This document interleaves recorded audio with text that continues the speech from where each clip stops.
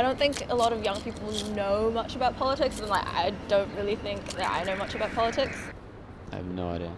I never voted, so I'm not even sure like what's going on in politics. Okay. So I'm like just out of it. I don't know too much about politics, but I guess it seems to be going all right. I think it's pretty good. It sort of lets everyone have their vote, I think. It's definitely better than the American system, which is hopelessly corrupt.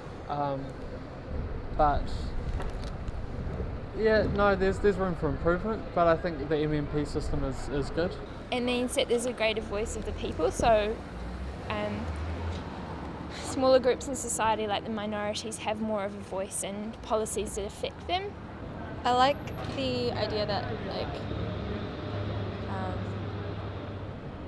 even like the small groups, and even if they're a bit weird or extreme, they still get their say. It brings a fair representation of the interests of society into the power structure of government. As such, you know, people can feel that their interests are represented, and so the government is for them, for the people. Yeah, I think the majority of them are trustworthy, but then there's a lot of them who are sort of very personal and they just want personal benefits for themselves and they don't really care about the country. Because I think what we see on TV is different to how they act in real life. So I don't like watch their bank accounts. I don't see what they spend their money on.